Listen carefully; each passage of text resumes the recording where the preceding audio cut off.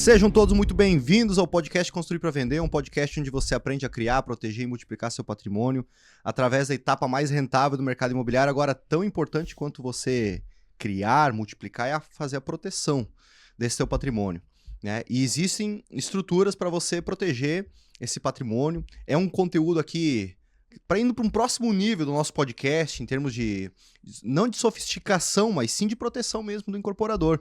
Seja você, se você está começando na incorporação, seja se você já está escalando, principalmente para quem está escalando, né? A gente dá nomenclaturas aqui aos nossos ouvintes e também aos nossos alunos e mentorados, né? Aquele incorporador que é um pleno, aquele que fatura R$2 milhões, aquele que é um sênior, aquele que fatura R$10 milhões por ano, então ele já está com uma estrutura de empresa, ele já tem que se preocupar com outras coisas, né? Ele já tem outros benefícios, outros desafios.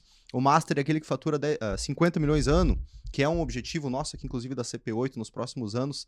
Então, se você está nessa linha, né, de construção do seu patrimônio e também da sua empresa, saiba que o conteúdo de hoje aqui é uma consultoria, é uma aula que você vai ter sobre holding, proteção patrimonial sua e também da sua incorporadora. Existem cuidados que talvez 99% dos incorporadores jamais ouviu falar, e nós estamos com nada mais, nada menos do que o Caio Melo aqui, especialista tanto na área contábil no geral, mas principalmente na área de construção civil. Eu vou pegar até o portfólio, o currículo dele, o resumê. Aqui ele é criador da formação em contabilidade imobiliária e da formação em holding. Hoje já conto com mais de 2.000 alunos, entre provavelmente contadores, entre pessoas também interessadas no conteúdo, né? Coautor do livro Holding Familiar, da editora Atlas. Poxa, com certeza isso aqui... não sei se você tem a visão do quanto isso aqui ajuda as famílias numa proteção, numa organização, numa sucessão familiar, né? É incrível a gente ver o impacto disso na sociedade, enfim. E também foi um dos coordenadores e fundadores do MBA em Holding do Centro Educacional BSSP. Seja muito bem-vindo, Caio Melo. Tudo bem com você? Tudo bom? Obrigado por me convidar aí.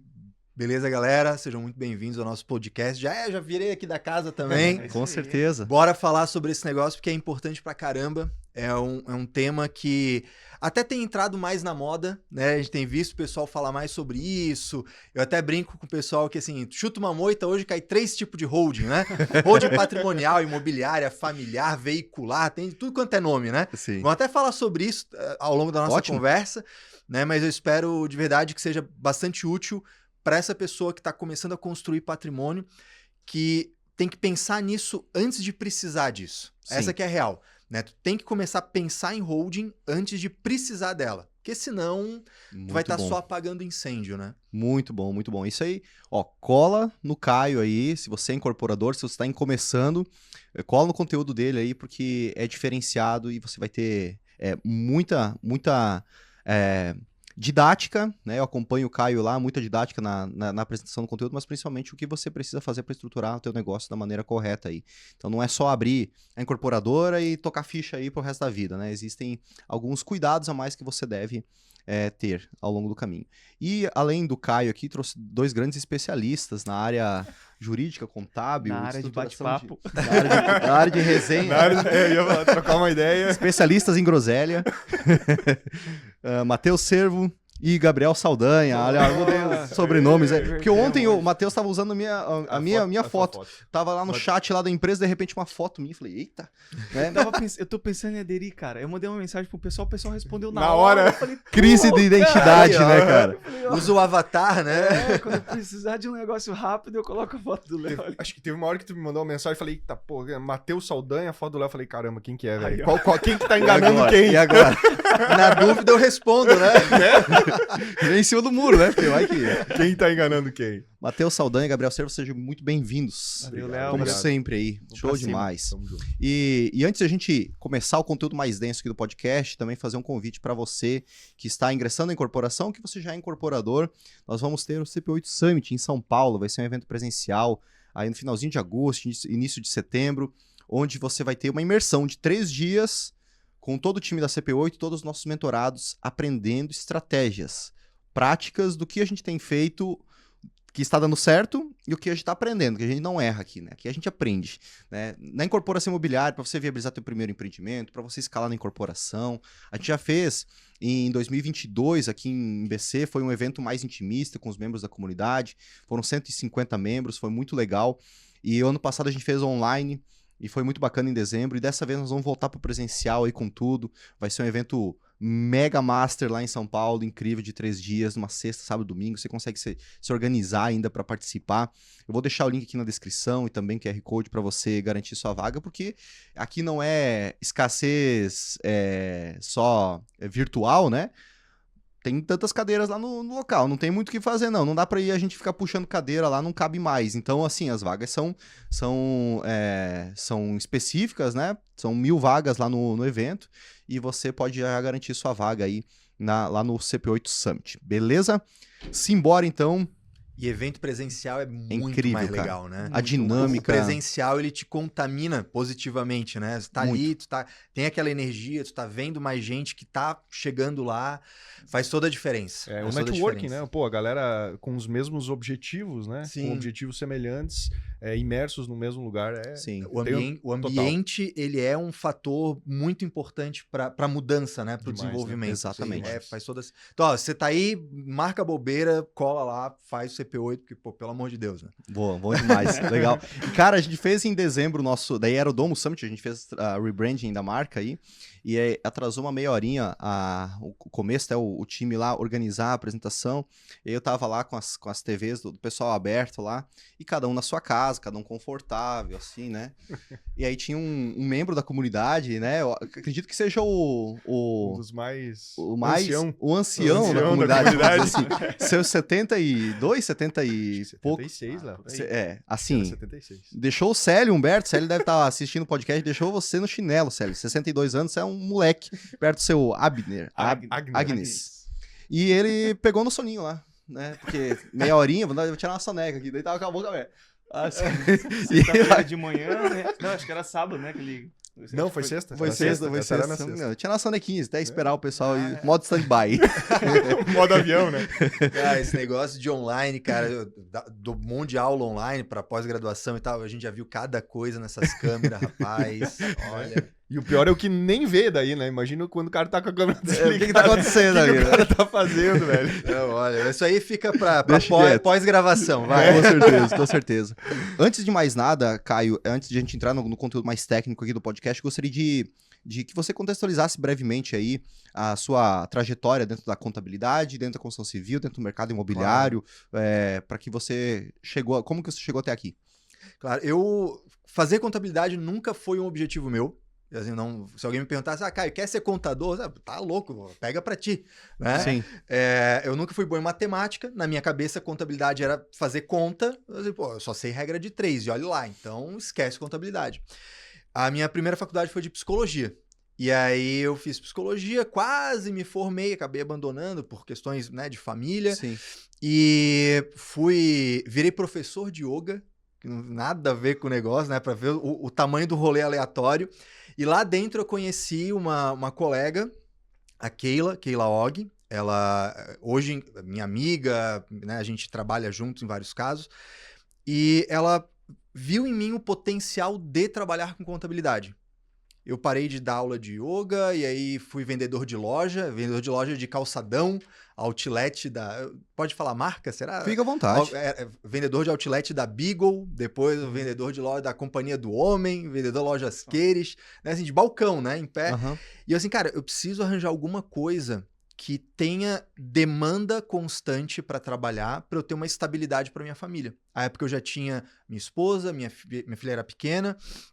E, cara, eu não posso ficar dependendo de vender camiseta, de vender máquina de lavar, porque tu não sabe se vai ter, se não vai ter. Total, cara. Vendedor, eu digo que todo dia ele tem que buscar um novo emprego, né? Ele vendeu, no dia seguinte tá demitido de novo. Ele precisa vender, porque senão ele não ganha a grana dele, né? Isso aí pra uma família já é um desafio. Sim, né? E aí, imagina, né? Assim, pô, vou conseguir pagar? Não vou. Ficava naquela, né? E aí a Keila, lá da época do yoga, ela falou assim, Caio, eu acho que tu tem potencial para trabalhar com contabilidade, eu tô precisando de alguém, porque eu tô grávida, vou ter meu bebê, vou precisar de alguém para cuidar dos clientes que eu tô atendendo e tal, vamos. Eu assim, cara, sei lá, Aí, né, teve toda aquela análise, decisão, risco, assim, vou.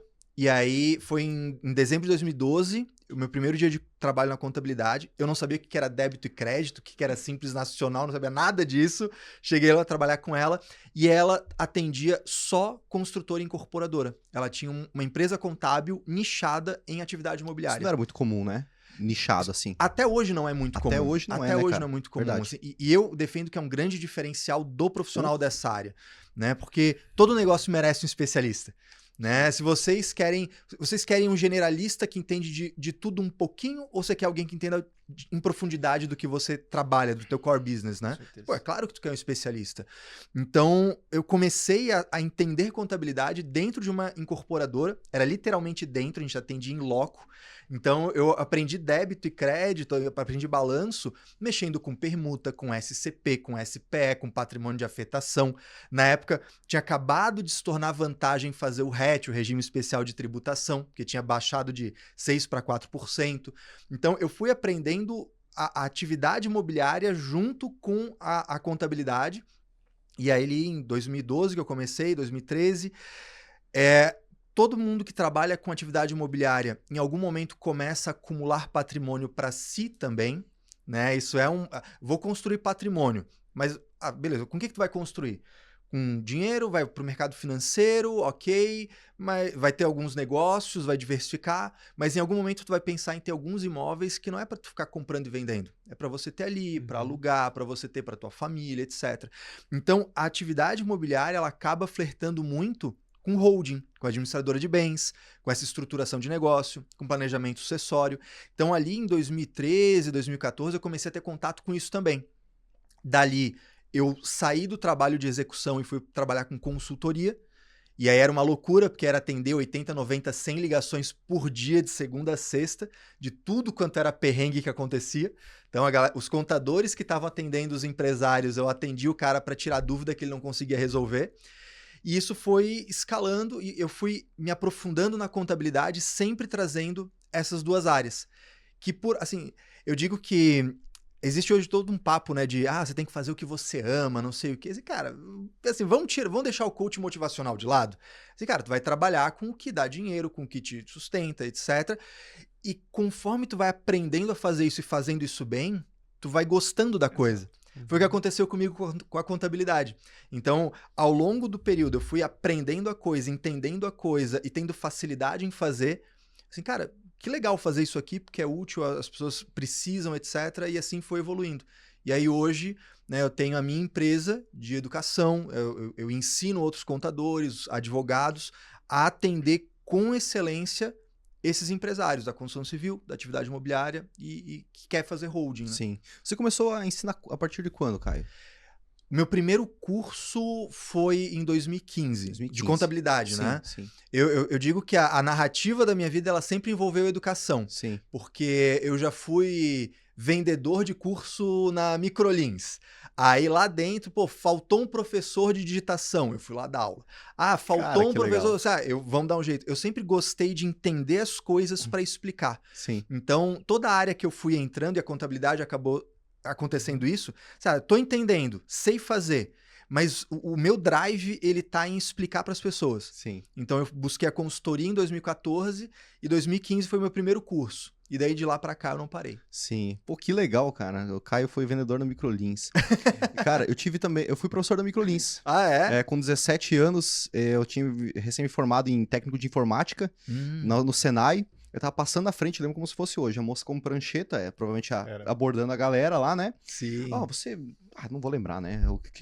Quais perguntas que eu falava assim, moça, eu tô com o meu currículo, eu tava com os currículos embaixo do braço pra logo pra frente uma empresa de informática, de manutenção, e ia passar o currículo lá. Inclusive, fui contratado por eles. E ela falou assim, você não quer fazer um curso de informática? Eu falei assim, não, eu sou técnico em informática. É? Então vamos subir para conversar com a coordenadora, quem sabe tem alguma coisa aqui. Subi para falar com a coordenadora como um potencial cliente. Ela gostou da minha oratória e tudo, eu saí como professor, cara, no mesmo dia. Juro pra você, no mesmo dia. Daí comecei Daí, claro, os primeiros dias lá junto com outro professor, eu comecei a ensinar. E vender curso de informática foi numa outra escola que eu fui também. Então, que legal. Muito legal, muito legal. Mas assim, no YouTube você tá desde quando? Cara, eu comecei a produzir conteúdo na internet, YouTube, Instagram. Instagram não, era Facebook, né? Sim. Foi de 2017 para 2018. Eu comecei a dar curso presencial, então a gente tinha, na empresa em que eu trabalhava à época, a gente tinha uma parceria com o Conselho de Contabilidade e existia um programa chamado PEC, Programa de Educação Continuada. Então eu girava o estado presencialmente, saía domingo à tarde de casa, pegava o carro, ia, sei lá, lá pro oeste, e aí via pingando, né? Segunda-feira numa cidade, terça na outra, quarta na outra. E aí, assim, cara, eu acho que dá pra fazer isso aqui pra mais gente me cansando menos. E aí eu comecei a estudar esse negócio de comunicação digital, né? Sim. Todo mundo encontrou um Érico Rocha uma vez na vida, aí começou a entender, cara, eu acho, será que isso aqui funciona com a contabilidade? E eu comecei a estudar ali em 2016 para 17 para 18, assim, eu vou começar a botar a cara no sol, né? E aí de 2018 para 2019 foi onde eu dei o ponto, vai ser, cara, é por aqui que eu vou mesmo. Bacana. E aí comecei a minha presença digital mais massiva mesmo. Eu te pergunto isso porque eu fiz um curso em 2017 com a Martelene lá em São Paulo sobre SCP. E eu não sei se eu pesquisei, mas eu não encontrava conteúdo sobre SCP na época, assim, era bem pouco, né? E eu fui te encontrar, acho que em 2020. Falei, pô, cara, caramba, tem no YouTube aqui vídeo sobre SCP, cara, e é assim, falando realmente, explicando de forma didática, né? Então, falei, caramba, olha só, tá tendo mais acesso a esse tipo de conhecimento, porque na época eu não encontrava conteúdo sobre SPS, SCP, ninguém conseguia explicar. Eu ia no contador e falava assim, cara, eu quero fazer uma SCP. Não, muito complicado. Faz uma SPE, filho. Né? E aí, pô, colocar todo mundo na mesma... cara, essa é a diferença que faz um especialista na vida do empresário. Total, assim, total. Pô, lá em 2012, quando eu comecei na contabilidade... não vou dizer 2012, mas 2013 eu peguei meu primeiro cliente lá dentro da empresa que eu trabalhava de SCP. Uhum. E era uma SCP que já tinha patrimônio de afetação, já tinha RET, já trabalhava... Não, o negócio ali já... Eu dizia que não tinha um dia tranquilo, sempre tinha uma emoção nova, né? O empresário da atividade imobiliária, eu brinco que ele tem ele sofre de um excesso de criatividade. No bom sentido, né? Assim, cara, como é que a gente vai fazer isso aqui? E se fizer isso aqui? Ah, mas eu preciso botar esse cara. Eu preciso não sei o que lá. Puxadinho então a gente vai aqui. criando essas estruturas, né? E assim, ali a gente já mexia com isso. Sim. A minha chefe, na época, já dava curso de SCP. Ah, legal. Eu já dava depois, ele 2015 e diante também. Só que pra ver, e aí pra quem tá escutando e vendo a gente aqui, né? Você até pode ser muito bom nisso. Você até pode fazer, mas se você não comunicar e não mostrar, ferrou. Né? Tu não bota esse oxigênio. Olha só, ao invés de você ter ido lá para São Paulo ver um curso, talvez você poderia aqui do lado ter visto. Exatamente. Né? Já acontecia, mas se ninguém sabe, Sim. como é que vai alimentar, né? Sim, exatamente. E assim, pessoal, a gente vai ter, antes de começar de fato o conteúdo aqui que nós convidamos o Caio para vir, e já fica o convite para um segundo podcast, mesmo de a gente não ter terminado, né?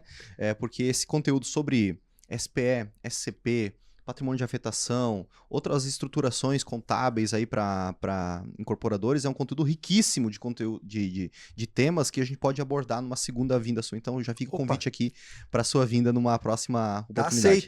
Tá Fechou, aceito. show demais.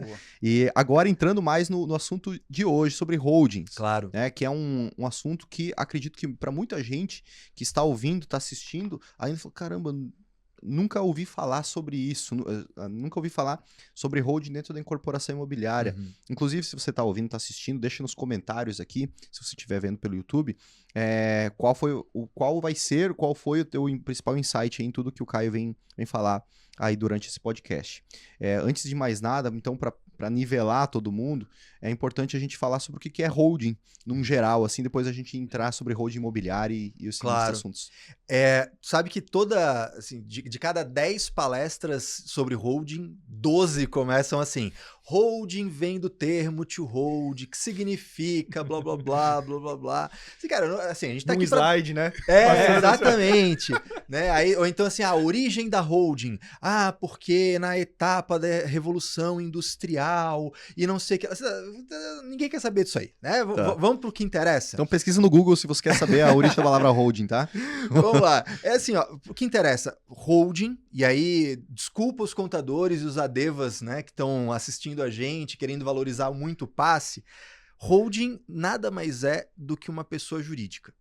ou um grupo de pessoas jurídicas. Então, assim, você tem uma empresa hoje, ó, tua incorporadora, ela é uma PJ, né? Um CNPJ é uma PJ. Holding também é uma PJ. Então, por que eu digo isso? Para a gente entender que ela tem funções, ela tem objetivos, ela tem muitas vantagens, mas ela não é um bicho de 7 cabeças. Ela não é uma coisa, ela não é uma estrutura jurídica completamente diferente.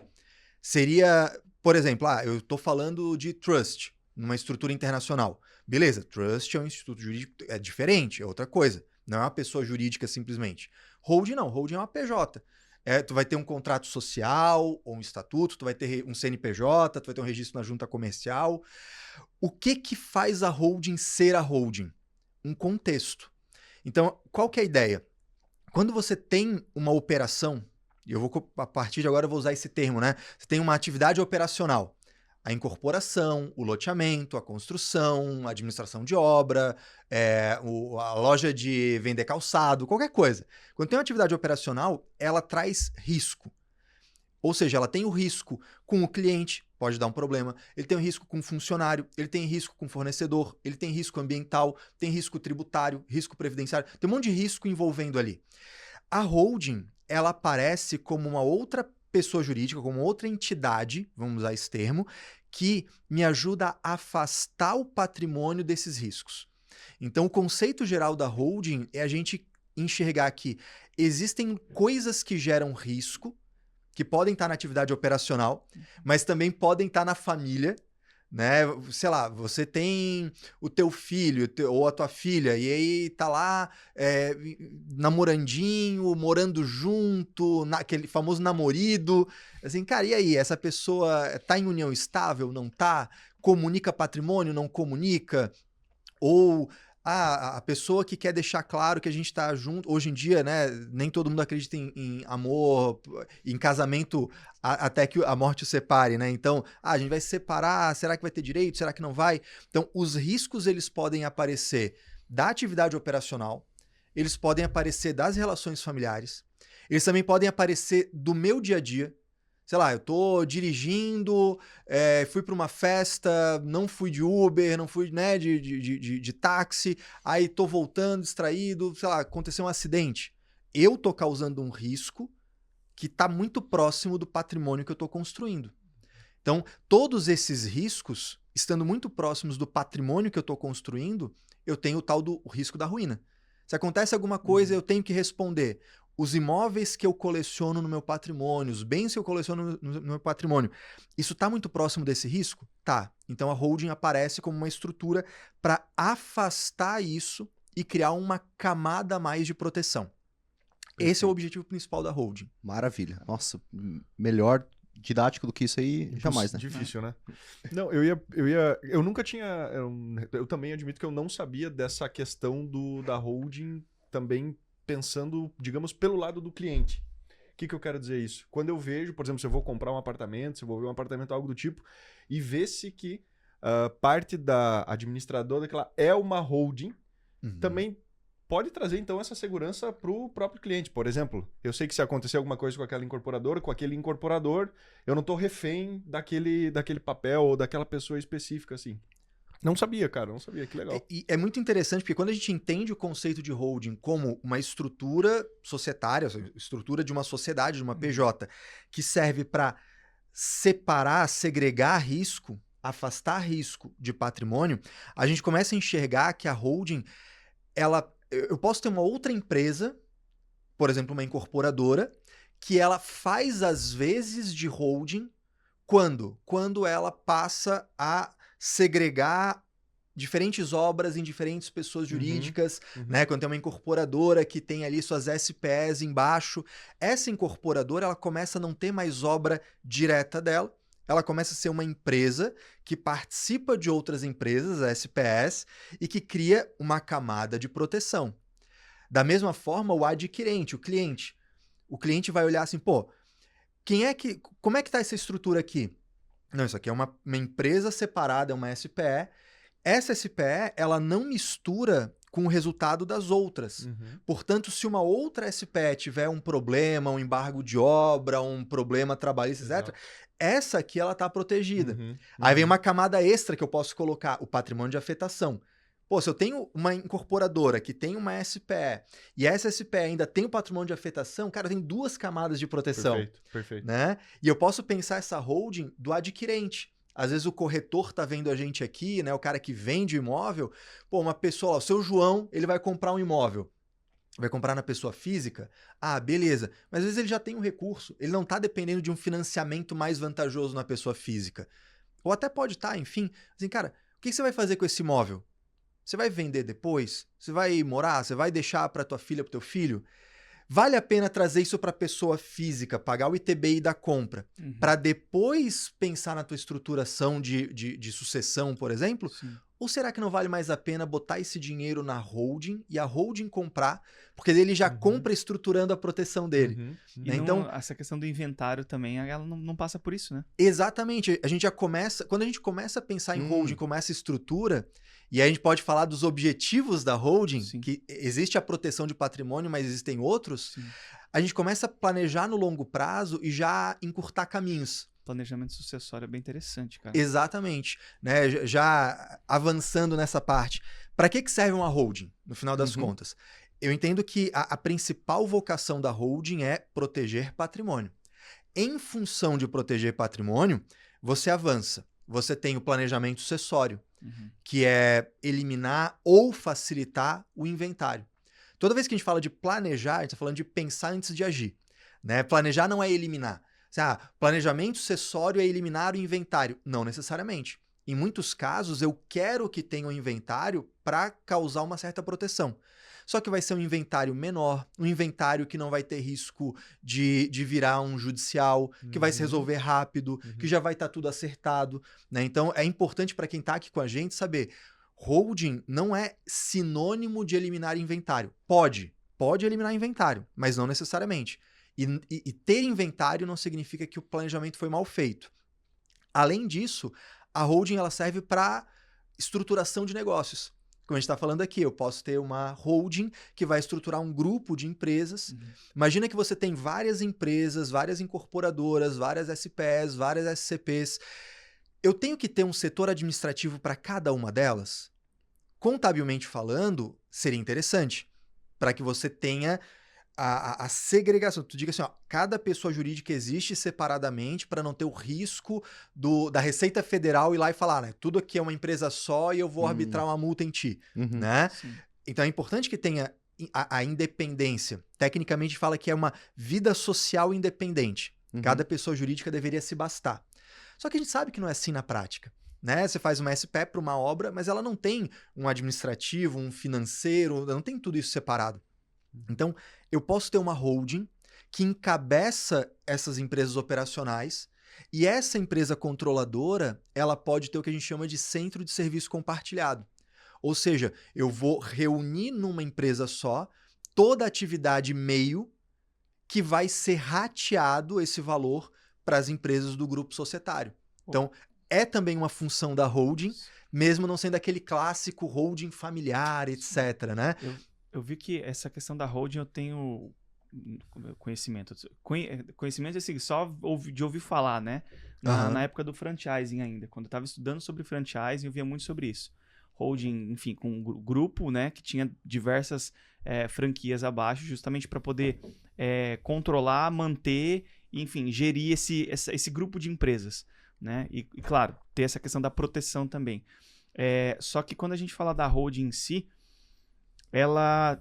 eu vi que na época tinha 2 tipos, né? Uma que de fato ele só protegia e, no caso, recebia os dividendos ali, e a outra ela tinha uma função administrativa de controle. Como é que é essa questão desses 2 tipos de holding? Não sei se era mista, algo nesse sentido. Vamos lá. Eu brinquei ali no início, né? Que tu chuta uma moita, cai 3 tipos de holding do negócio. Assim, holding patrimonial, holding imobiliária, holding de participação, holding de investimento, holding controladora, holding veicular, holding médica. Por que tem esse monte de nome? Porque ter uma novidade para vender é muito interessante comercialmente. Com certeza. Né? Então, assim, se eu falo só holding, primeiro, eu não consigo atacar uma dor específica, um público específico. Certo. Né? Então, comercialmente, é interessante eu dar um nome ou um apelido, né, para isso, para comunicar mais fácil. E também porque tem o efeito novidade. Né? Por exemplo, há uns 2 anos atrás, começou a pipocar lá, holding veicular. Oh, que negócio é esse?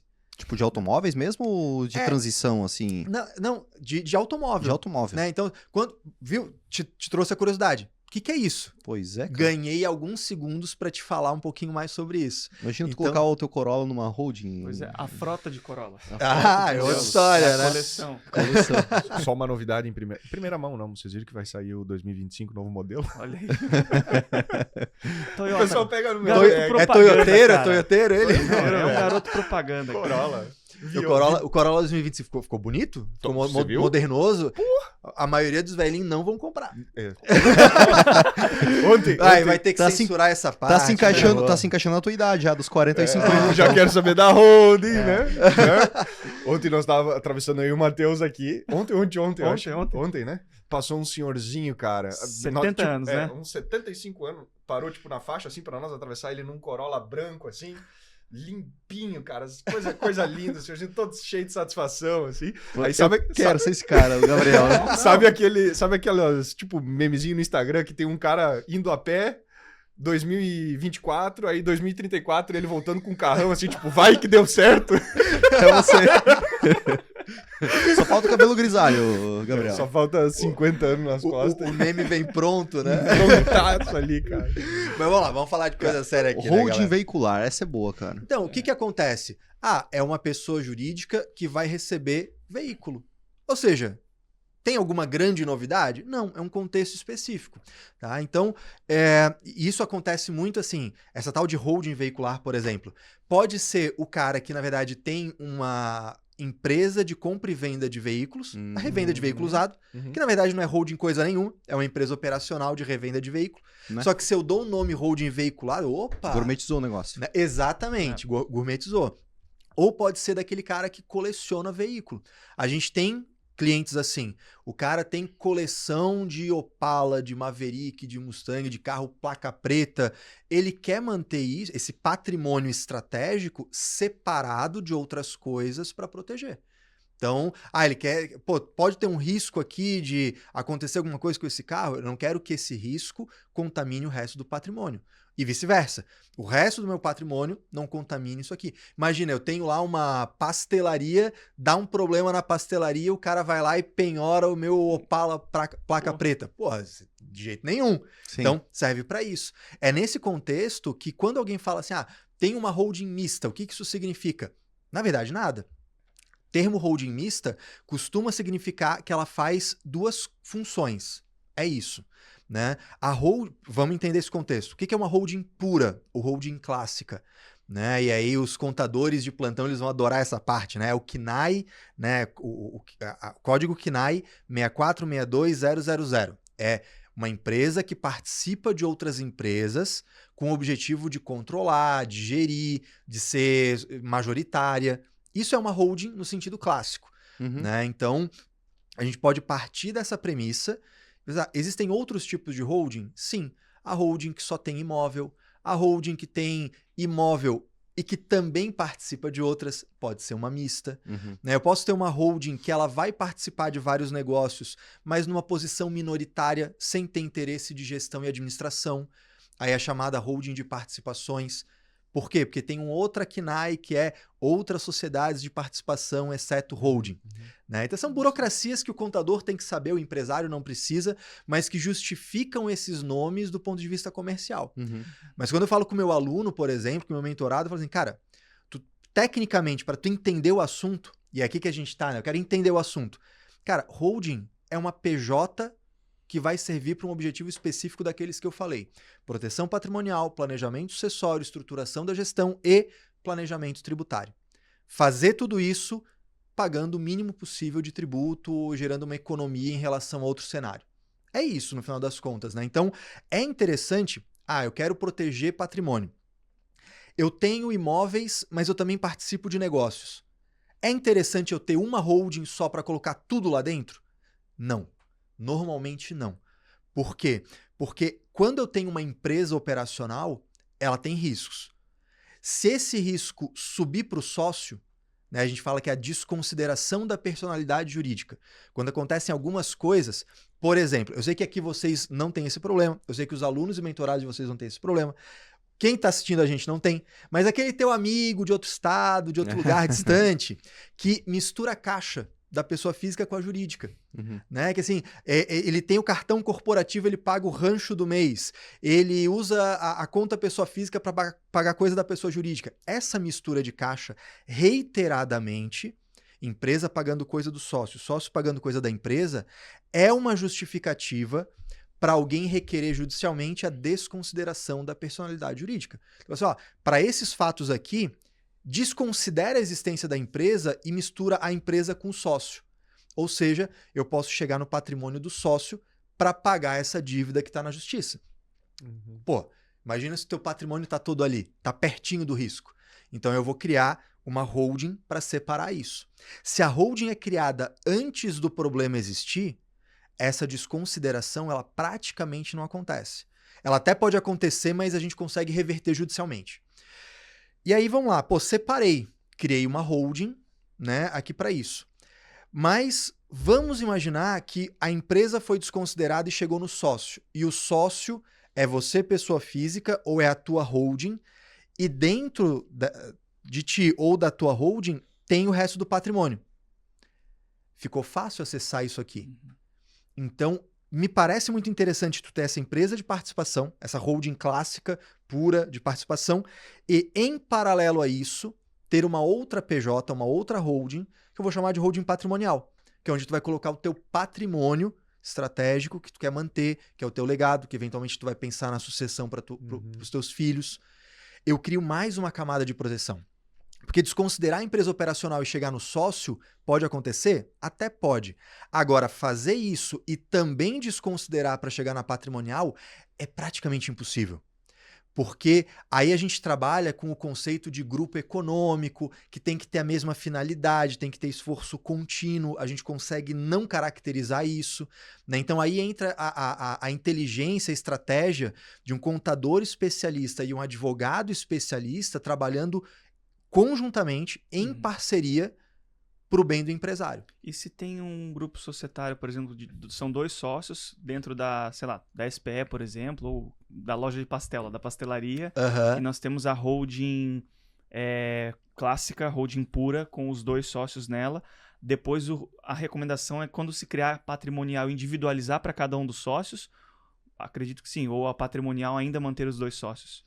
O que acontece? Quando a gente pensa no curto prazo, a minha resposta para ti é tanto faz. E às vezes o empresário, ele tá pensando tanto no curto prazo, no risco iminente, na economia imediata, que ele vai ser, cara, vamos fazer uma só, porque daí uma holding só vai me cobrar mais barato. Cara, não vai ser assim que vai funcionar. Eu sempre recomendo que se pense como um projeto. Você pode ter uma estrutura de 1, 2, 3, 4, 5 holdings, 5 PJs, 5 CNPJs. Não pensa em 5 holdings, pensa em um projeto de proteção patrimonial, de planejamento sucessório, de planejamento tributário, que vai ter as suas pecinhas, né? Cada CNPJ vai ser uma pecinha. Quantas pecinhas vão ser necessárias para chegar no objetivo que você quer? Então, o foco vai ser no objetivo e no resultado, não tanto nisso. Então, se eu pensar no curto prazo, vou fazer um CNPJ só, vai custar mais barato, ok. Só que se eu coloco esses dois sócios, que não são parentes, que não são nada, em algum momento lá na frente, talvez não demore muito, ele vai pensar o seguinte, pô, tá na hora de eu começar a pensar em passar isso aqui, em se acontecer alguma coisa comigo, a minha família não ter que se preocupar, né? E aí? Daí tá você e uma outra pessoa que não tem nada a ver com o teu núcleo familiar. Aí daqui a pouco estão os teus filhos e os filhos dele. Aí daqui a pouco esses filhos vão ter filhos. Aí daqui a pouco tem uma galera e eu tô tendo que, dentro de uma pessoa jurídica, ter muitas regras no contrato social, no acordo de sócios, que vão transformando aquilo num emaranhado muito mais complexo do que precisa. Então eu gosto de já pensar no longo prazo. Ah, tem você e tem o teu sócio. Vamos começar a pensar em holding? Você vai ter a tua, ele vai ter a dele. Por quê? Porque a gente vai pensar no planejamento sucessório da tua família ali. E ninguém precisa saber do que está acontecendo ali. O teu sócio é teu sócio no negócio, mas tu não quer saber se tu vai deixar para ele, para aquele, sei lá, o teu filho, ele tem um problema porque ele tem, né, ele joga compulsivamente e aí vocês querem que ele seja um sócio que não tenha direito a voto, que não possa administrar o negócio. Tu vai ter que regrar isso no acordo de sócio.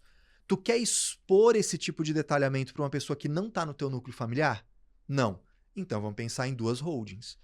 Né? Então, por isso, e aí, assim, ele não pode ter raiva quando o contador, advogado vai atender para falar sobre holding e aí você pergunta alguma coisa e fala, depende. Não é um depende de, eu não vou te responder. É um depende, cara, depende de eu entender realmente o que você quer e qual é o teu contexto. E aí a gente vai fazer à mão um projeto personalizado para ti. Holding é um trabalho de alfaiataria. Tu pode ir lá, sei lá, na loja Renner e comprar um blazer? Pode. Vai ser um blazer? Vai atender os quesitos. Ele vai cair do jeitinho que é pra cair em ti? Não. Mas é o que você pagou, é o que você comprou. Sim. Ele cumpre aquilo ali. O trabalho de holding é você ir no alfaiate. É você ir em alguém que vai tirar as medidas, que vai construir de acordo com a tua característica, com a tua personalidade, com a tua proposta. Holding tem que ser feito desse jeito. Senão, tu vai pagar pouco, vai receber pouco e daqui a pouco vai ter que pagar muito para refazer. Muito bom. Muito bom. Interessante tudo isso e saber que são várias estruturas de holding, né? E que agora afunilando um pouquinho mais para a incorporação em si, né? Porque a gente já entendeu os benefícios, você já elencou os benefícios, acredito que para quem está ouvindo, assistindo, já entendeu, né? Quais são as principais características dos benefícios. Agora, para um incorporador, quando que é o momento de ele... qual é o momento e qual que seria a estruturação que você pensa para o incorporador para que ele possa estruturar tanto a incorporadora quanto o patrimônio pessoal? Como que você faria? Como que você propõe que os teus mentorados façam com os clientes dele? Primeiro vamos olhar para o lado operacional. Perfeito. Né? Eu sou incorporador. A incorporação é uma atividade que traz riscos característicos. Quando eu falo que traz riscos, só para deixar claro, assim, toda atividade tem risco. Claro, com certeza. Toda atividade tem risco, né? De repente a pessoa, então acho que eu não vou mexer com incorporação tem porque risco tem trabalhista, risco. tem risco de sempre. acidente na obra, tem risco previdenciário, enfim, tem vários. Exatamente. Então, profissionalizar a atividade já afasta alguns riscos, mas não elimina. Claro. Eles sempre vão existir. Eu entendo que, assim, o melhor momento de fazer holding é quando tu não precisa dela. Perfeito. Então, antes de ter o problema. Mais ainda, se você puder ter a holding antes de começar a ter um volume patrimonial, melhor. Explico por quê. Vamos imaginar o seguinte, tu vai ter uma incorporadora. Incorporadora, certamente, ela vai ser do lucro presumido, raras vezes do lucro real, porque normalmente não compensa pela margem, não pode ser do Simples Nacional. Então, o lucro presumido é onde ela está, 99% dos casos, usando ali o RET, o Regime Especial de Tributação, para alguns empreendimentos quando é adequado. Toda vez que uma pessoa tem empresas fora do Simples Nacional, no meu ponto de vista, ele já deveria, de imediato, não participar como pessoa física, participar através de uma holding, para já criar essa segregação. Então, a holding de participações, vamos dizer assim, eu acredito que a partir do momento que tu tem um negócio que não é do Simples Nacional, é importante que você entre nele como PJ, como uma holding, e não como pessoa física. Porque mesmo que você não tenha o outro lado, o lado patrimonial, ainda que o teu patrimônio esteja no teu nome, no teu CPF, você já criou uma camada de proteção entre você e o risco da empresa. Então, eu acho que isso... tem uma incorporadora, tem uma pastelaria, tem qualquer coisa. Se ela é do lucro presumido ou do lucro real, começar tendo uma holding é um ótimo primeiro passo. Caio, mas eu estou hoje no CPF. Constitui essa holding. Né? Esse tipo de trabalho, de fazer essa holding de participações, ele é muito rápido de ser feito. Né? Apesar dele exigir um conhecimento técnico mais especializado do contador que vai fazer isso, é um procedimento rápido. É um procedimento que, se não tiver nenhum problema na empresa que existe, por exemplo, eu participo de uma incorporadora, mas na verdade não está no meu nome, está no nome de um laranja. Aí vamos ter que arrumar esse negócio. Né? A gente tem que falar do mundo real, isso acontece, a gente sabe que existe, né? Agora, tá regular, é você que participa, tá no teu nome mesmo.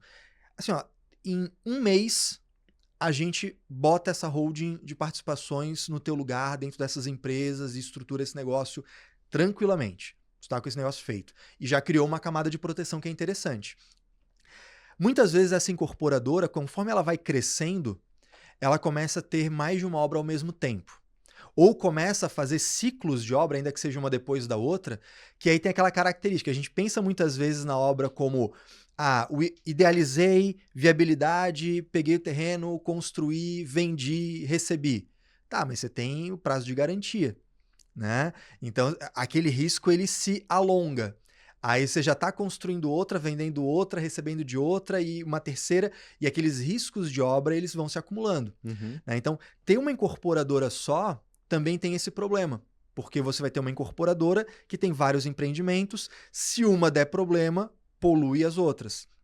Então, conforme essa incorporadora vai ganhando corpo, vai ganhando robustez, e vai começando a ter mais empreendimentos, convém pensar em essa incorporadora ter uma função de holding, né? E aí, por exemplo, a incorporadora pura, né? Tem lá, KNAI 4110700. Não, vamos também ter que aliás já é um erro, né? Porque ela também tem que ter de compra e venda, também tem que ter de aluguel, né? Enfim, isso aí é outra história. Sim. Mas ela também ter atividade de holding, porque essa incorporadora em algum momento vai parar de ter obra nela própria e começar a ter embaixo dela uma SPE, essa SPE que vai fazer a obra, e o que a incorporadora é? Uma PJ que participa de outra PJ. Ou seja, naquele momento ela está fazendo a função de holding. E aí, olha que legal, a SPE tem o risco dela separado da outra. Essa incorporadora fazendo as vezes de holding está criando essa proteção. E essa SPE chegar na incorporadora e dessa incorporadora chegar na holding e nessa holding chegar em você, pessoa física, meu irmão, assim, eu não vou dizer que é impossível porque aqui é Brasil, mas em 99% dos casos não vai chegar. Então, isso, claro, considerando que a gente está falando de pessoas que estão trabalhando direito. Né? Porque às vezes a pessoa fala, vou fazer uma holding, vou enfiar o pé na jaca. Não. E assim, não, meu irmão, se chegaram no patrimônio do Eduardo Cunha, chegam no teu também. Exatamente. Né? Então, assim, a proteção, né? Desculpa, vai ter que cortar, tirar nome. Mas assim, cara, se tu estiver trabalhando dentro do que é o razoavelmente o correto, porque a gente sabe que eventualmente tem um pagamento fora da folha, a gente sabe que esse mercado ele sofre para ficar 100% regular, mas assim, dentro do razoável, trabalhando como é o certo, cara, você está criando uma camada de proteção muito eficiente. Então acho que o incorporador, enquanto empresário, ele tem que pensar o quanto antes nesse lado. Agora, vamos para o outro lado, holding patrimonial. Quando que é o ideal fazer isso? Se eu tiver patrimônio pensando em, por exemplo, alugar imóveis para ter essa renda, a gente pode fazer uma conta, né? É o famoso payback tributário. Eu vou calcular, quanto é que vai custar para fazer esse projeto de holding? Mais, quanto é que vai custar para manter essa contabilidade regular?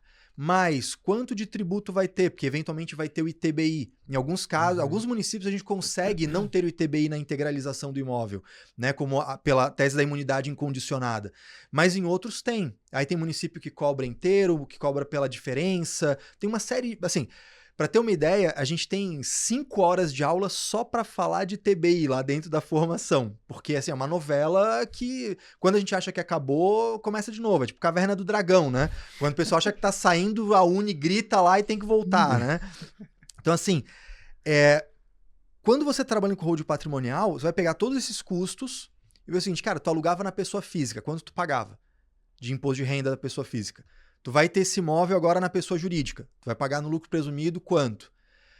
Pega isso, né? Divide o gasto por essa economia mensal e tu tem o payback tributário. Ou seja, em quantos meses essa holding se paga? Então, é claro, a gente, quando já tem o patrimônio e ele é alugado, eu consigo fazer esse cálculo. Mas, de repente, o cara vai falar assim, mas eu tenho patrimônio, é pra gente. Isso não tô alugando, não tô gerando renda com isso. Então, a economia ela vai estar no risco que deixa de correr, ela vai estar no planejamento sucessório. Sim. Daqui a 20, 30, 40, 50 anos, quando for a tua sucessão, quanto vai pagar de TCMD, quanto vai pagar de honorário do advogado, quanto vai pagar de honorário do contador, né? Pô, tabela da OAB para fazer um inventário é quanto? Será que não vale mais a pena eu fazer isso agora?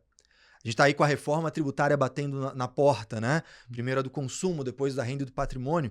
Pode ter certeza que uma das coisas que vai aumentar é o imposto de transmissão, de doação e de causa-mortes. Se eu faço agora, por exemplo, é como se eu fizesse uma trava, né? Tipo, travar o câmbio, né? Se eu faço agora, eu faço com o cálculo de agora. Então, há uma certa urgência aqui que eu vou economizar pensando no longo prazo, mas eu vou desembolsar agora. Tem uma equação que tem que ser feita, né? Então, dizer o momento ideal para esse cara que já tem patrimônio depende de sentar e fazer conta, né? Alfaiataria. Mas eu queria plantar uma sementinha na cabeça da galera que tá com a gente aqui. Se, quando eu estou pensando em construir patrimônio, porque todo mundo tem esse momento, né? Esse cara, tava na correria, tava matando leão por dia, agora tá estável, estamos vivendo bem, estamos conseguindo fazer a viagenzinha, tô conseguindo comprar meu Corolla branco, né? Tô naquele rolê assim mais estável, já consigo ir no Outback sem olhar o preço. Pô, tá na hora de começar a construir patrimônio.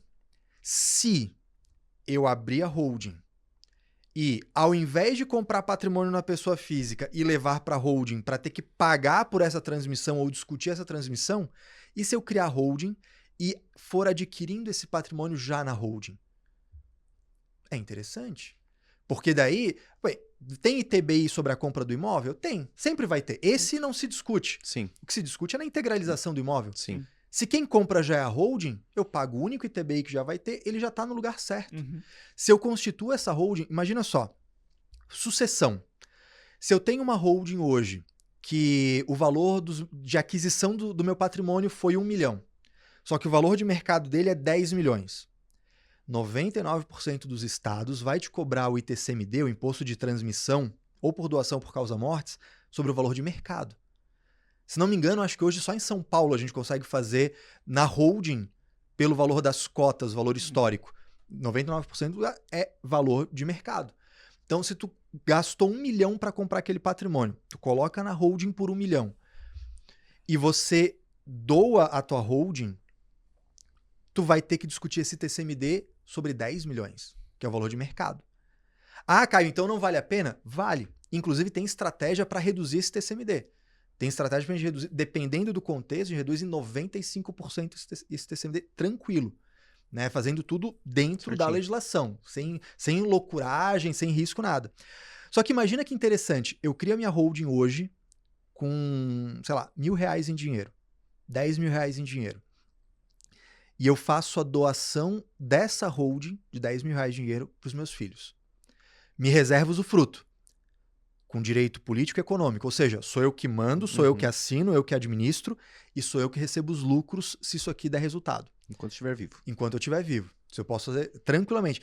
Os meus filhos têm as cotas, mas eles não têm absolutamente nada o que piar ali dentro. Muitas vezes esse é o medo da pessoa, né? Ah, será que isso não é arriscado? Se feito corretamente, não é. É totalmente seguro. E principalmente feito com transparência com a família. Né? Isso não é empurrado goela abaixo. Sim. E aí eu faço isso. Se eu doar essa empresa de R$10.000 em dinheiro hoje, qual que é o valor de mercado de R$10.000 em dinheiro? R$10.000 em dinheiro. Qual vai ser a base para eu pagar esse imposto de transmissão? R$10.000 em dinheiro.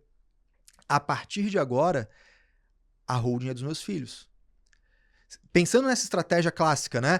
Se eu criar uma holding, doar para os meus filhos, me reservar usufruto, vitalício, com um monte de cláusula, incomunicabilidade, inalienabilidade, tem um monte de I, um monte de R, um monte de coisa, um monte de tecnicidade que eu não vou encher o saco de vocês aqui com isso. Mas assim, a partir de agora, se o patrimônio da holding vai crescendo, a doação já foi feita. Eu não tenho que pensar em doar de novo, eu não tenho que pensar em transmitir de novo, eu não tenho que pensar em TCMD de novo. Então, por isso que eu digo que o melhor momento de fazer holding é antes de precisar. Sim.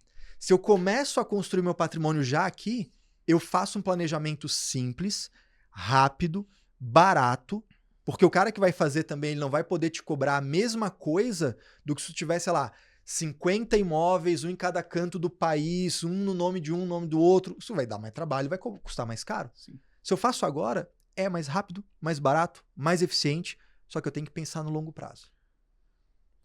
Caio, pensando um pouco assim do nosso público também, por exemplo, um incorporador sênior, que é o que a gente fala aqui, né? Sim. O cara que já tá aí no batente, já... Uhum. Pô, tinha uma construtora, tem a construtora, tem incorporadora, trabalha com isso, já tem imóveis acumulados e assim por diante. O processo... Aí ele tá ouvindo o podcast e virou a chavinha, né? Rapaz, preciso pensar dessa forma. É muito burocrático para ele começar a fazer essa migração, por exemplo, da situação que ele tá, um cara que já tá indo no Outback sem ver o preço e assim por diante. Seria muito complicado para ele começar a fazer essa migração? Não é. Isso é muito engraçado isso, porque quando a gente fala de holding, parece assim, uma super estrutura multimilionária e vai, né? Coisa de herdeiro, né? Aquela Família bilionária. Aquela né? coisa, sabe, de seriado Suits, assim, sabe? Sim. Aquela mesa cheia de advogado, não sei o que. Cara, não é burocrático. Quer dizer, tem burocracias? Tem. Como tudo no Brasil Claro. tem burocracias. Vai abrir uma empresa hoje, é burocrático? É. O empresário tem que se preocupar com isso? Se ele tem um bom contador, não. Né? É que eu faço o meu merchan. Né? Então, assim, de novo, todo negócio merece um especialista. Se tu vou fazer sozinho, tu vai ter que aprender um monte de coisa. Não recomendo. Tu vai precisar consultar um contador, um advogado, mas tu vai acabar botando a mão na massa? De jeito nenhum.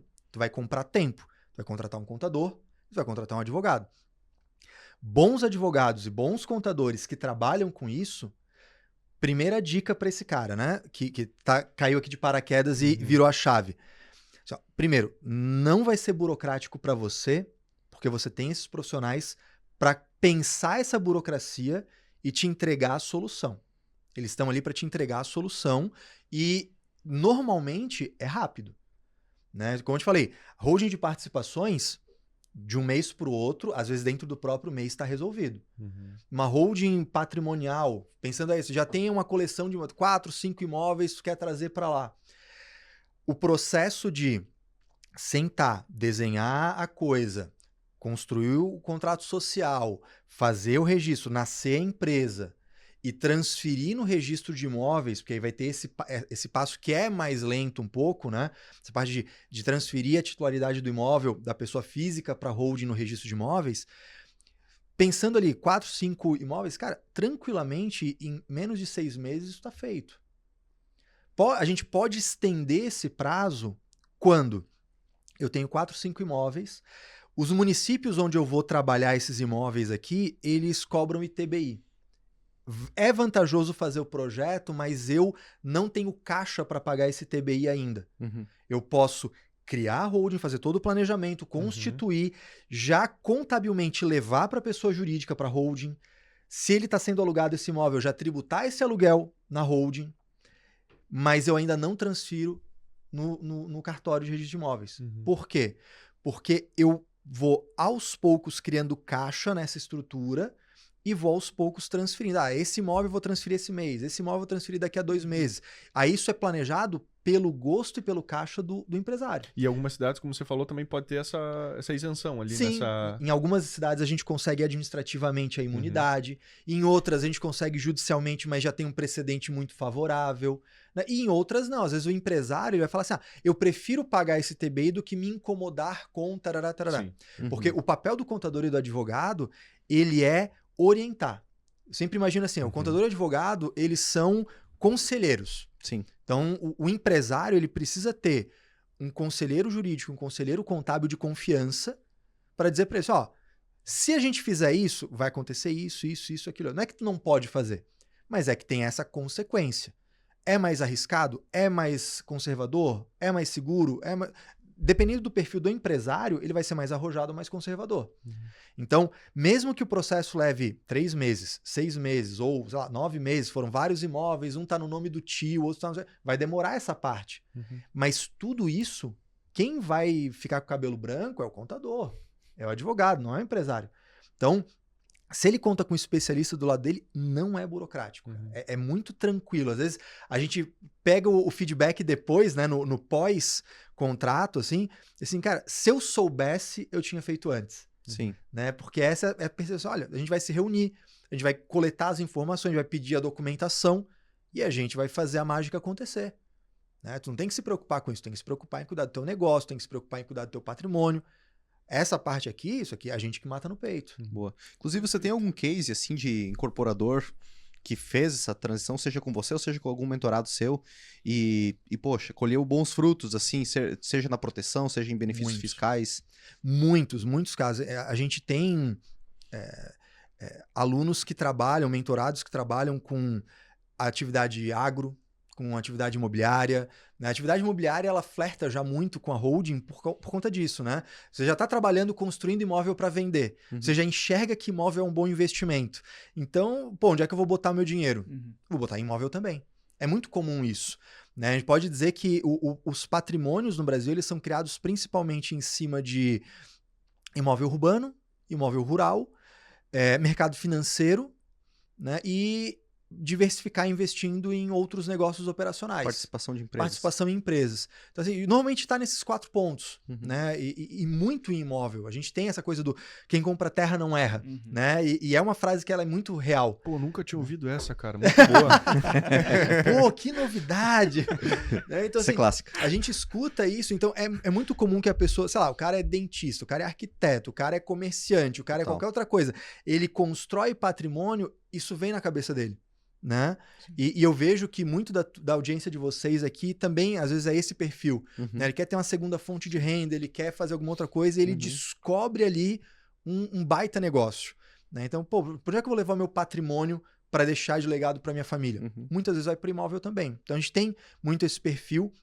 A gente tem desde clientes que são casos pequenos, vamos dizer assim. Tipo assim, a pessoa tem 2, 3 imóveis que ela aluga na pessoa física e ela descobre que ao invés de pagar lá 22, 25, 27% de imposto de renda, ou muitas vezes sonegar, ela pode pagar 11,33% no lucro presumido numa empresa que gera também uma economia de sucessão. Então, assim, o negócio ele já se paga e eu gosto muito desse conceito. A holding, de uma forma ou de outra, ela tem que se pagar. Né? Eu não recomendo nunca que o meu aluno, que o meu mentorado, ele venda um negócio para ele ganhar. O ganho dele tem que estar necessariamente relacionado a ter valido a pena para o cliente. Porque essa pessoa que faz a holding, ela vai virar um cliente para sempre. Porque imagina só, tu abriu o teu patrimônio, tu abriu o que tu pensa da tua família, tu abriu, né, tua vida patrimonial, financeira, econômica para alguém. Quem é que tu vai querer que cuide disso a partir de agora? O cara que cuidou disso para ti. Então assim, cara, tem que ser um negócio bom, tem que ser um negócio que se pague, que vale a pena pro cliente, porque esse cara, ele vai virar teu cliente pro resto da vida. O contador, ele vai cuidar dessas empresas pro resto da vida.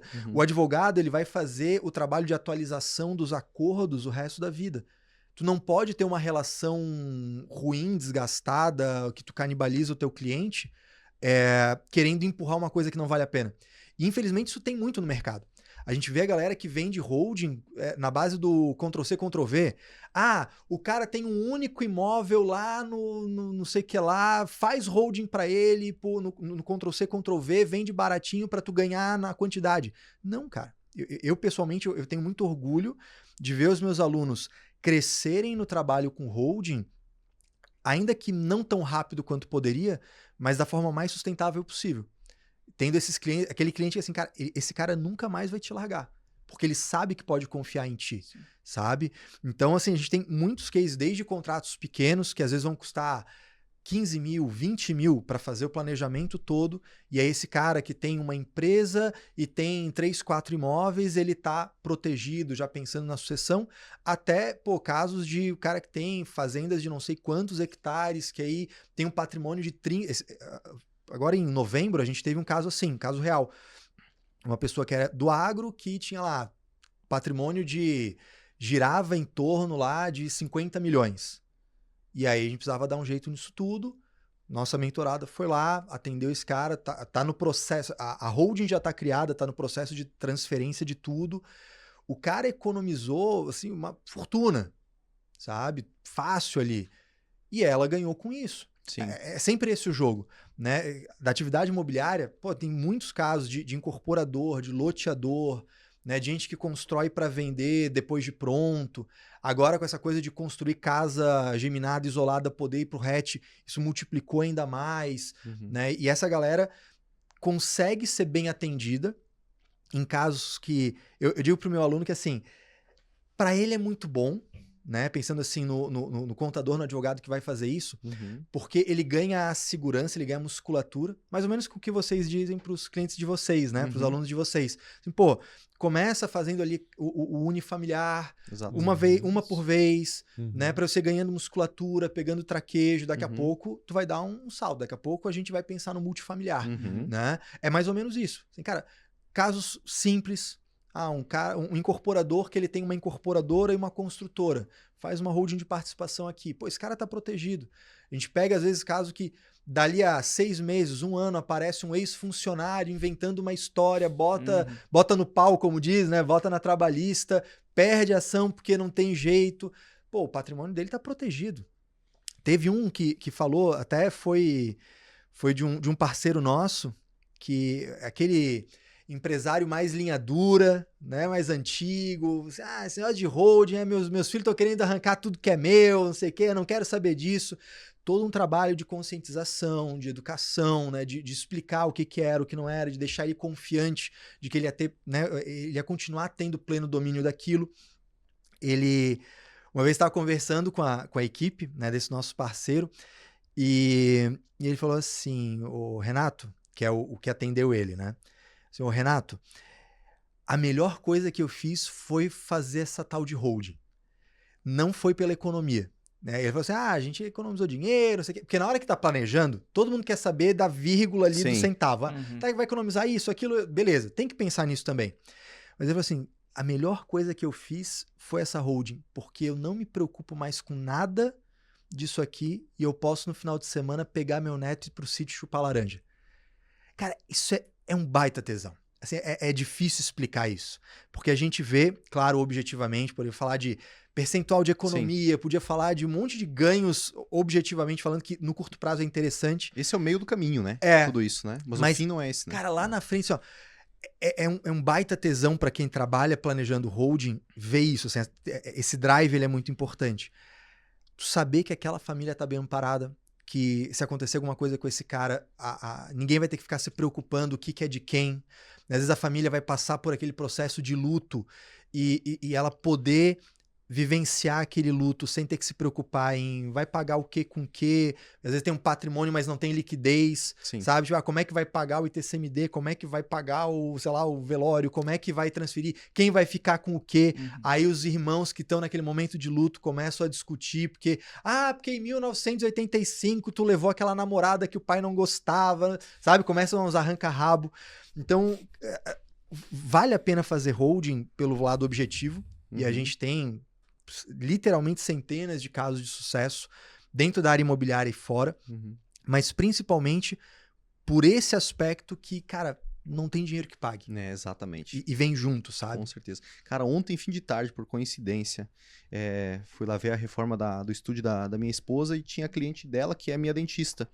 E ela tava lá, ela acabou de perder a mãe dela, ela e a irmã dela estavam lá, olheira, assim, né? E daí ela falou assim, tô com meu terreno, Léo, quero que você venha lá, primeiro para fazer a limpeza dos teus dentes, já faz 1 ano que você não aparece, né? E porque o meu terreno, o que eu vou fazer agora, só eu e minha irmã, e poxa, agora a gente tá com toda aquela papelada, ter que fazer inventário e tal, e aí eu tô querendo vender, aí se tu puder me ajudar sobre isso aí, porque como que eu vou cobrir os custos de inventário, custo de tudo, ela tá sem liquidez. Olha só, poxa, já tá passando por um sofrimento ali, o luto da perda da mãe. E ainda tem que se preocupar com isso aí, ainda tem um gasto, tudo, né? Bagunça a vida da pessoa, né? Eu como pai, eu sempre tenho esse norte na minha bússola, né? Assim, cara, eu tenho que fazer de tudo para dar uma proteção e uma segurança para minha esposa e para minha filha. Total. Esse é meu objetivo. Exatamente. É o objetivo de trabalhar, é o objetivo de fazer dinheiro, de construir um patrimônio, de ter uma reserva de segurança, enfim, de tudo isso. Dentre elas, assim, cara, e se, sei lá, daqui a pouco eu bato as botas? Assim, ninguém sabe, né, cara? Uma certeza é que vai acontecer. Sim. Uma incerteza é que tu não sabe quando vai Quando, né? acontecer.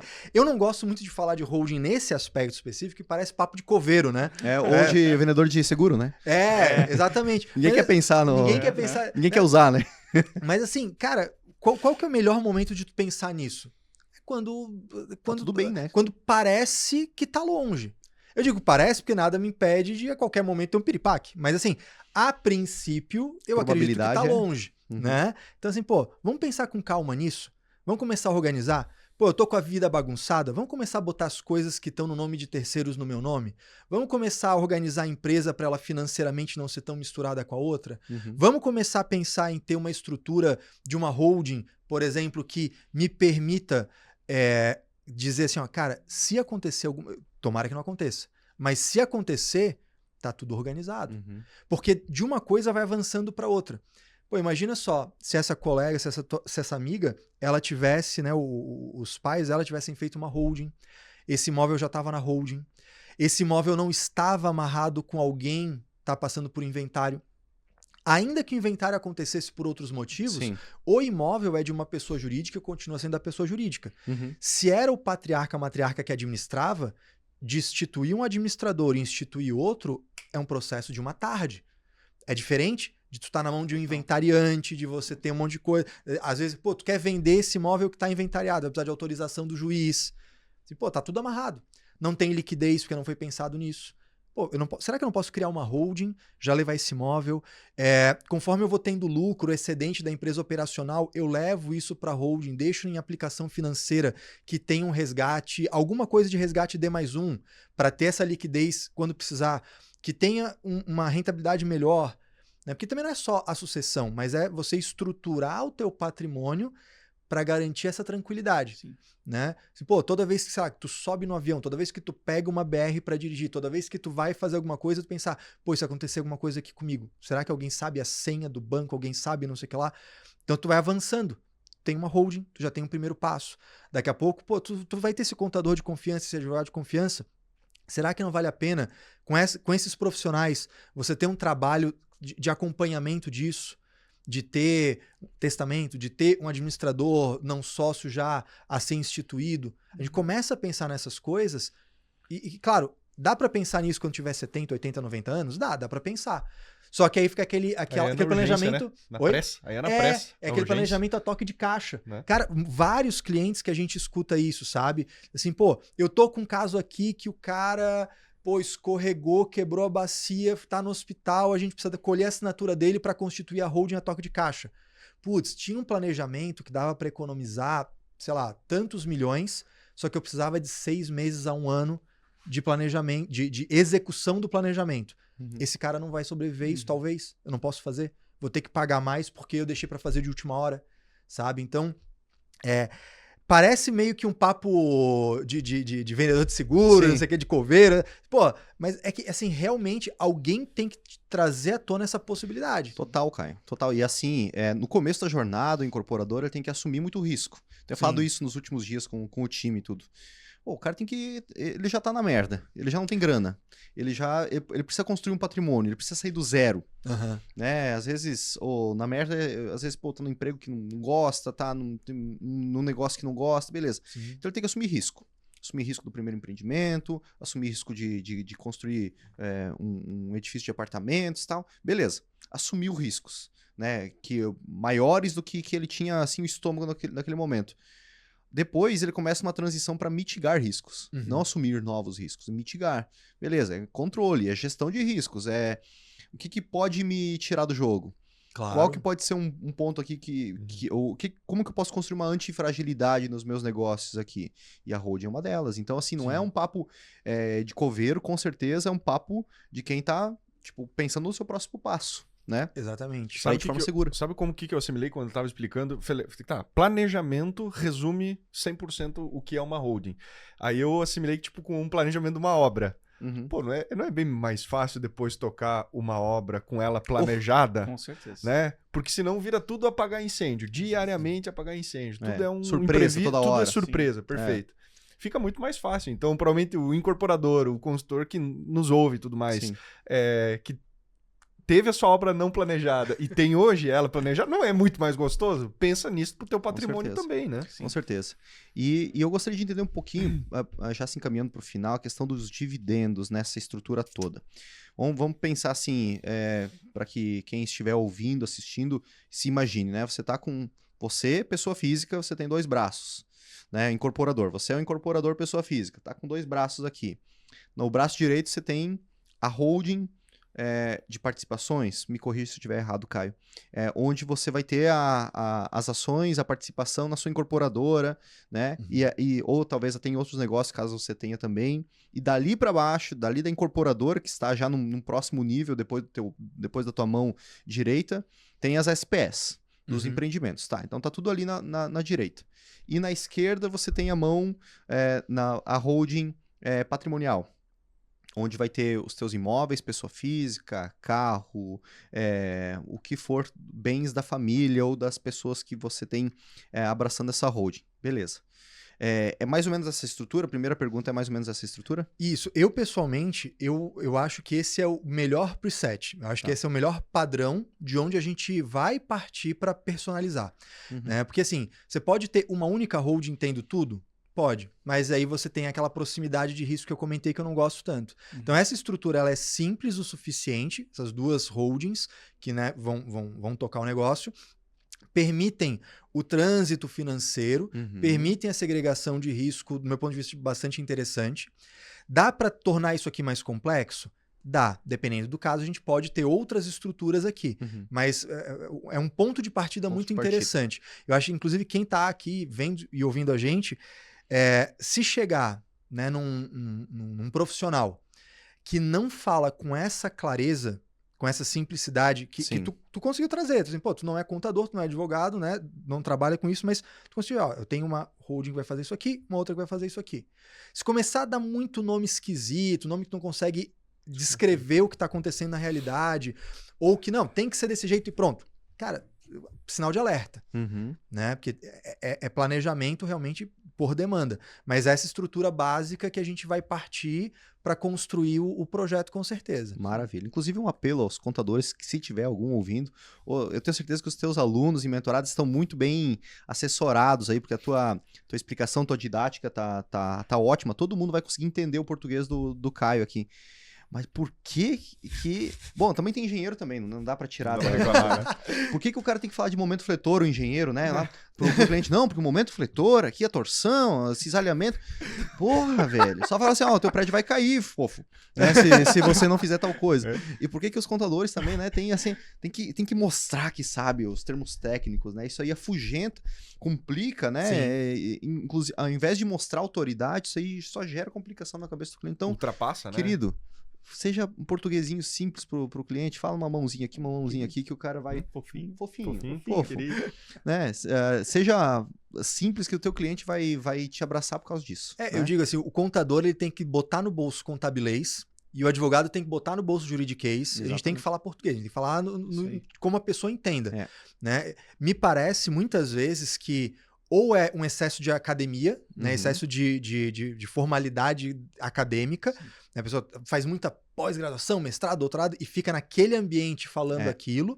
Né? Ou seja, tá faltando botar a cara no sol e falar com o que realmente importa, que comercial, é o cliente. Né? E às vezes é insegurança. O cara quer parecer... É uma certa soberba, a gente vai falar de uma má inclinação. Né? Eu quero parecer mais do que eu sou, então eu vou complicar para valorizar meu passe. Cara... O maior nível de sofisticação é simplicidade, né? Então, assim, cara, quando eu consigo falar numa linguagem que qualquer pessoa entenda, isso gera justamente o efeito que aquele cara inseguro queria. Assim, pô, esse cara é tão bom que ele conseguiu ficar simples uma coisa que eu achava que era complicada. Exatamente. E não o contrário. Assim, ele tá falando tão complicado, acho que eu nem quero. Né? Então tem que ser simples, pô. Tem que falar. Sempre tem um jeito de aproximar do teu público para aquilo ficar claro. Perfeito. Né? Então, e aí eu vou fazer o meu merchan. Se você tem um contador hoje que fala de um jeito que você não entende, eu te indico algum aluno meu ou mentorado meu. Com certeza. Porque assim, eu venho fazer merchan dos outros, eu digo, porque eu pessoalmente eu não atendo mais empresários, né? Então assim, cara, eu sou bom em ensinar, então Sim. eu vou me concentrar nisso, eu vou Com me concentrar em certeza. ensinar outros contadores, outros advogados, para essa galera atender muito bem o cliente final. Uhum. Né? Então Então, amplifica o teu impacto, né? Assim. porque o meu drive tá ali, assim, eu gosto muito de pegar uma matéria, entender aquele negócio e explicar para conseguir colocar em prática de um jeito melhor. E isso me dá muito mais... É muito mais interessante para mim do que efetivamente executar. Sim. Ainda que eu pudesse ganhar mais dinheiro com isso, Sim. né? Enfim, coisa da minha cabeça. Então, quando alguém vem assim, Caio, pô, precisava de um contador, Caio, precisava de não sei o que lá, quero fazer minha holding. Eu vou ter o maior prazer de indicar o meu mentorado, o meu aluno, o cara que tá perto de mim, que eu sei que se ele tiver uma dificuldade, ele vai me procurar, que eu sei o que ele tá aprendendo, né? Eu posso dizer da procedência, né? Então, se tem alguém, um contador aí, que tá falando de um jeito muito esquisito que você não tá entendendo, Pare! vamos conversar depois. Pare e acompanhe o Caio aí. A questão dos dividendos, né? Para ir para o encerramento, realmente eu tenho dúvida se... Beleza, a SPE lá tá com um empreendimento, um edifício multifamiliar, encerrou a obra, vai ter, claro, a garantia no pós-obra, que o pessoal fala 5 anos, mas é 5 anos em alguns itens coisas. apenas, não é tudo. Vai guardar um dinheirinho lá para essas manutenções que vão acontecer, 2% do VGV, alguma coisa nesse sentido. Beleza, aí ele vai receber, ele vai calcular os dividendos dessa SPE. Esses dividendos, me corrija se eu estiver errado, eles vão vir para a empresa mãe, para a incorporadora. Beleza. Chegou nos recursos da incorporadora mãe. Como que a gente faz para ir jogar lá na holding patrimonial com a menor incidência de tributos possíveis? Perfeito. Hoje menores tributos possíveis. 0 tributo. Não há tributo sobre isso. Tá? Tem que ficar bem claro que assim, vamos valorizar o passe, que talvez... Não, vamos lá. A SPE faz o empreendimento. Perfeito. Então, essa SPE tem uma contabilidade, essa contabilidade vai apurar o lucro, né? Vai ter demonstração de resultado, vai seguir por competência, né? Tem o POC, né? Percentual de obra concluída. Vai ter que ver o fluxo de caixa dela, né? Então, assim, a SPE, ela tem lucro na contabilidade? Tem. Ela tem disponibilidade para distribuir esse lucro? Tem. Então, ela distribui lucro para o sócio dela, que é a incorporadora, por exemplo. Muito bem. A incorporadora, vamos lá, distribuição de lucro é isento. Porque, afinal de contas, né, enquanto não mexerem nisso, a gente pode falar sobre isso, mas hoje, né, assim, tem, desde 96, na verdade, né, a lei 9.249, ela traz lá no artigo 10 dela, distribuição de lucro, seja lucro para a pessoa, sendo a empresa que está distribuindo, uma empresa domiciliada no Brasil, o sócio pode ser brasileiro, estrangeiro, domiciliado no país, domiciliado no exterior, pessoa física, pessoa jurídica, tanto faz. Distribuição de lucro é isento, ponto. Beleza? Então isso tem que ficar claro, é simples assim.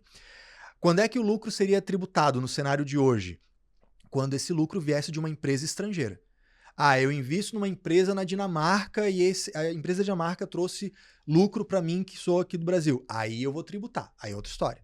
Mas nossa incorporadora aqui, a nossa SPE aqui é isento. A SPE distribui para a incorporadora lucro isento. Beleza. A incorporadora, nesse momento, ela está agindo como se ela fosse uma holding. Sim. A holding, ela tem uma influência significativa, ou seja, ela tem um impacto na gestão da empresa investida, da SPE. Ela é quem tem o know-how. A gente pode até dizer que ela é a controladora, muitas vezes. Sim. Ela é a principal decisora. Né? Por que eu estou dizendo isso? Porque o contabilês é coligada à empresa que tem influência significativa. O que é ter influência significativa? É quem manda, não é quem manda sozinho. Assim, mas o meu voto tem peso aqui dentro. Né? Eu não mando sozinho, mas o meu voto tem peso. Sou uma coligada. O que é uma controladora? Todo mundo que é casado sabe que é uma controladora. É aquela pessoa que se ela disser que é sim, é sim. Né? O que é que a gente vai jantar hoje, meu amor? Não sei. Então vou olhar aqui. O que você acha disso aqui? Não, né, sei lá, vou pedir uma carne aqui. Não, eu queria sushi. Então vai ser sushi. Só muda o endereço, né, cara? Não, isso aí... Ou o cara ele quer ter razão ou ele quer ser feliz, né? Exatamente. Tem que ter uma escolha na vida, né? O negócio é ser feliz. Por isso que, olha só, eu tô tudo Não, sorrindo aqui. feliz aqui. A gente já decidiu. Não, eu brinco Já isso. amadurecemos, né? E eu pedi autorização para minha esposa, inclusive, para isso, né? Para dizer assim, quando eu dou aula sobre esse tema na contabilidade, eu, inclusive, faço essa piada. Eu falo assim, olha, o que é uma controladora? Vamos pensar aqui na família. Se a minha família fosse uma sociedade, existe um controle que é da nega, é da minha esposa. É isso. Por quê? Porque ela pode até controlar em conjunto. Ou seja, o meu voto junto com o dela é um voto só. Por quê? Porque eu prefiro ser feliz do que ter razão. Exatamente. Então, no fim, é isso. Então, assim, a incorporadora, como empresa investidora da SPE, certamente, ou ela é uma coligada, uma empresa que tem influência significativa, ou ela é uma controladora. É quem dá a palavra final nas decisões administrativas. Essa empresa ela tem que fazer uma parada na contabilidade chamada de equivalência patrimonial. O que é isso? A incorporadora ela vai olhar para o balanço da SPE e vai falar o seguinte, ó, eu tenho 90% dessa empresa.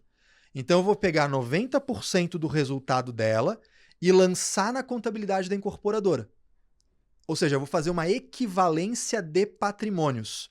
Se a SPE teve um lucro de 1 milhão e a incorporadora tem 90%, então a equivalência dela é reconhecer um resultado de 900 mil.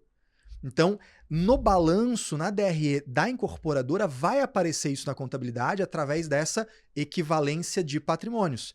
Elas sobem juntas em equivalência e descem juntas em equivalência. Né? Essa que é a ideia. Então, a incorporadora ela vai ter no resultado dela venda de imóvel? Não. Mas ela vai ter resultado positivo de equivalência patrimonial. E aí ela vai gerar um lucro contábil. E se ela tem lucro contábil e se veio dinheiro da SPE para a incorporadora, ela tem disponibilidade financeira. Perfeito. Então ela pode distribuir lucro para o sócio dela. Certo. Por exemplo, a holding de participações. Maravilha. De novo, é um lucro isento. Beleza? Chegamos até a holding de participações. Aí chegamos no ponto aqui. E agora? Como que vai para lá? O sócio da holding de participações não é o mesmo sócio da holding patrimonial? Sim.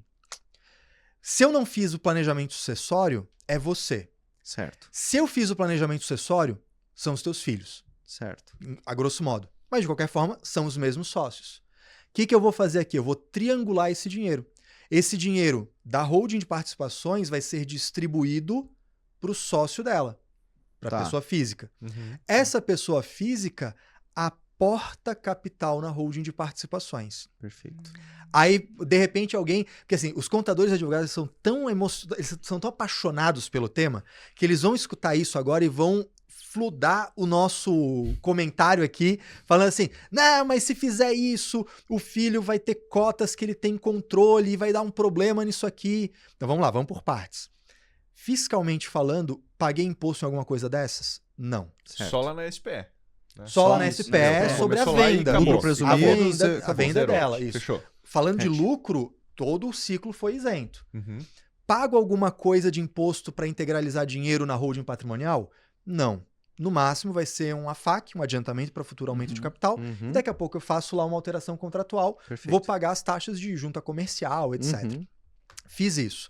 Aí, atendendo lá os apaixonados por direito e por contabilidade, que estão pensando que, temos um problema aqui, né? Então, existe um jeito de fazer esse negócio. E aí vão consultoria 0800. Eu não sei vocês, eu odeio quando eu tô escutando, sei lá, um podcast, um vídeo, alguma coisa, e falo, não, isso aqui, aí você me chama no privado que eu vou explicar para você. Não, porra, perdeu a credibilidade. Vai chamar, a pessoa vai chamar mesmo com todo o passo a passo. Vai chamar do mesmo jeito. Com vai ficar regulando mixaria? Explica tudo aí, né, cara? Exatamente. Então vamos lá. Sim. Quando eu já fiz o planejamento sucessório, eu posso ter esse problema realmente. Porque qual que é a ideia desse planejamento sucessório usando a holding? Eu tinha a propriedade das cotas, ou a titularidade das cotas. Eu doei para o meu filho essas cotas, me reservando usufruto. Qual que é a brincadeira? Eu ter controle da coisa toda. Então eu dou para ele a nua propriedade, a nua titularidade, me reservando usufruto. Ou seja, eu mando, eu recebo lucro, eu tudo. A gente pode aqui pensar o seguinte, eu vou colocar parte dessas cotas com propriedade plena, por exemplo, 1% de propriedade plena para os meus filhos. Para quê?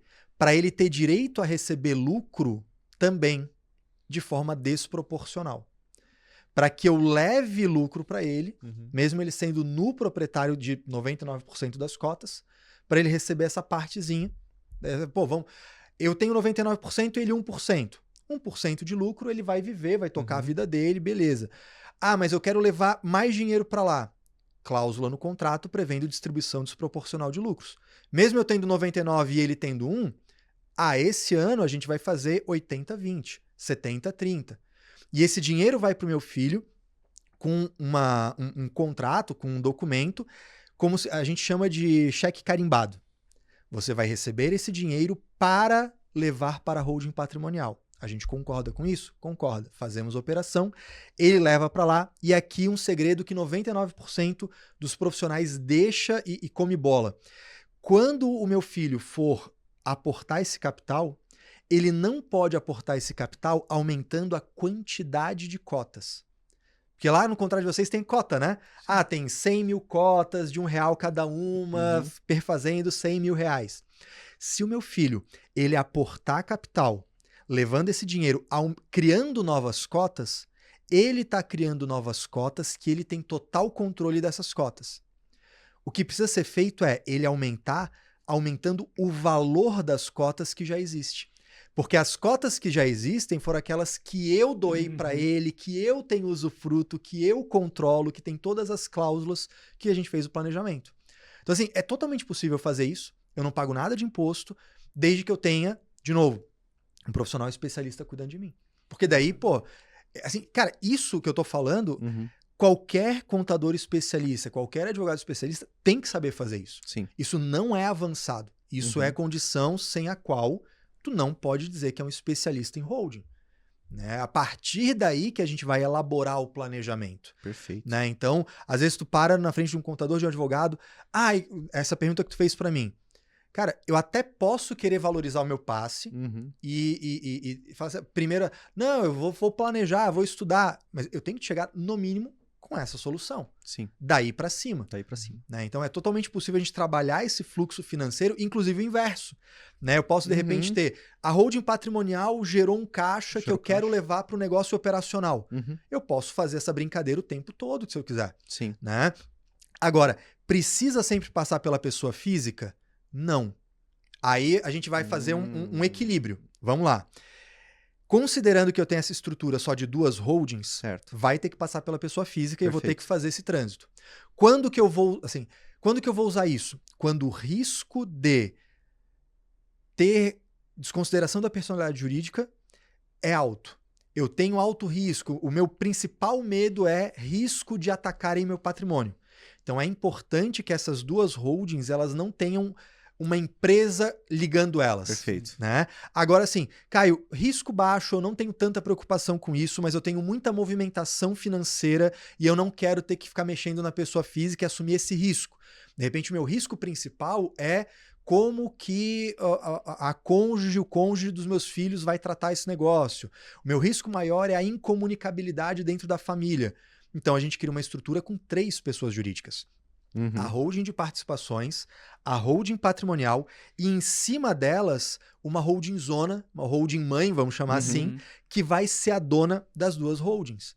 Porque daí eu faço a triangulação desse dinheiro mexendo entre empresas e a família está só nessa holding zona mãe que não precisa mexer nada. Total. Então, percebe como, dependendo da tua prioridade, eu já tenho aqui numa conversinha rápida 2 soluções diferentes. Eu não tinha pensado nessa aí. E essa triangulação com a holding mãe também fica levando... Entre elas, tudo PJ. Não passa pela pessoa física. Sem tributação. Sem tributação. Porque daí, imagina assim, a holding zona, a holding mãe, ela é dona de 2 empresas. Sim. Eu posso receber lucro de uma e aportar na outra? Posso. Então, de novo, recebi lucro, lucro é isento. Eu tenho dinheiro. Eu posso pegar esse dinheiro e botar num negócio meu? Posso. Para eu botar isso, a FAQ, alteração contratual, tudo certo. Porque, cara, pode ser uma preocupação de um incorporador que tá... Putz, aí se eu vou ficar fazendo essa migração, eu vou ter essa tributação sempre para tirar da minha SPE que eu tô fazendo para levar lá para minha patrimonial. Não, você vai ter o custo de estruturar uma holding e depois você tá garantido com um asterisco, né? Que não vai ter essa tributação. Ou seja, não precisa ter essa preocupação, porque tenho certeza que passou na cabeça dos incorporadores de que ele vai ter enfim, E é importante saber que isso é simples. Isso é tranquilo de acontecer no dia a dia. Sim. Não é uma coisa assim, tipo, meu Deus, eu estou no radar da Receita Federal. Não. Vai estar no radar da Receita Federal se tu tá fazendo isso por debaixo do pano, recebendo dinheiro vivo, levando para lá e lançando como suprimento de caixa. Esse é o problema. Se você faz isso do dia a dia, tá tudo certo, isso é normal, isso é habitual. Sim. As grandes famílias, os grandes empresários do Brasil trabalham com imóveis direto ou indiretamente. Né? E vamos falar desse asterisco, que assim, é rapidinho, né? Eu sei que a gente tá estourando aí. Muito a gente fala da reforma tributária. Perfeito. Eu acho que, claro, a gente não sabe o que vem por aí, né? Porque a gente tem uma reforma tributária em fases. No momento que a gente está gravando isso aqui, a gente só tem uma emenda constitucional da fase de consumo. A gente não tem nada publicado ainda sobre renda e patrimônio, né? Que é onde aparece, por exemplo, a distribuição de lucros. Sim. Mas eu acho que tem algumas coisas que podem deixar a gente com um olhar de esperança, tá? Não esperança de que o político vai ser benevolente com o contribuinte. Não. Né? Não sou poliana para fazer jogo do contente. Até porque o político, ele é, em grande parte dos casos, empresário.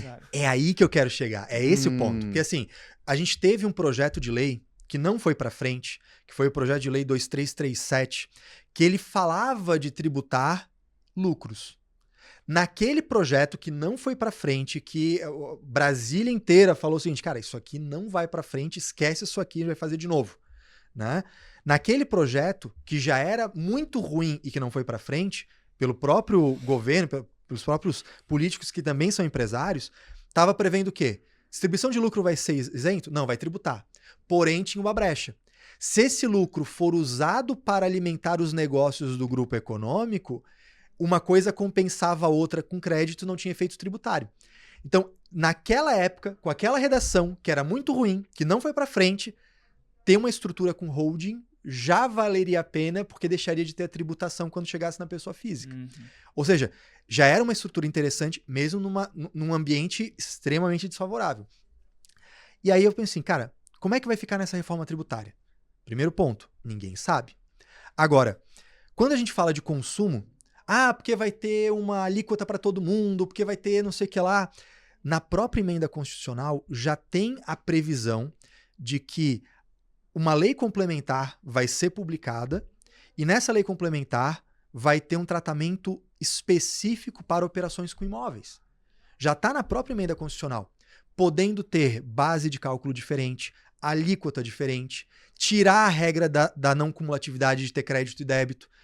Por quê? Cara, porque o mercado da construção civil ele mexe com muita coisa para chegar nele e a partir dele, né? Para você construir imóvel, você mexe com um monte de gente, um monte de atividades, um monte de setores da economia. E depois que o imóvel tá ali é vendido, mais um monte de coisa acontece. Né? Então a gente tá falando desde do cara da alvenaria até o cara que vende o móvel planejado, eletrodoméstico, tudo. Então assim, com esse monte de político que também tem imóvel, que também tem holding, que também mexe direto e indiretamente com o imóvel, tu acha mesmo que eles vão sacanear o mercado da atividade imobiliária a ponto de não ser viável? Exato. Cara, não vai, não sabe? Vai, então assim, não vai. Pode ser que fique diferente, pode ser que dê um susto, até pode, mas não vai tornar inviável. E eu acho muito pouco provável que haja uma tributação sobre lucro no sentido de, vai tributar e pronto. Exato. Pode ser que assim, vai tributar no lucro real. E aí lucro presumido e simples não. Vai tributar, mas se mantiver na estrutura societária vai compensar, como era a redação lá. Sim. Ou simplesmente, cara, vamos abrir mão da tributação de lucro e vamos sacanear o juros sobre capital próprio, vamos botar o imposto sobre grandes fortunas, que tem mais a cara do que eles estão fazendo, né? Sim. Mas eu acredito que esse asterisco, ele, né, claro, é válido, sim. Mas eu não... não para assustar. Eu não acho que vai ser um apocalipse não. como algumas pessoas querem vender a ideia, sabe? Sim. Eu queria deixar esse meu exercício de futurologia. Pai Caio aqui com uma bola de cristal, né? Fazer esse exercício de futurologia.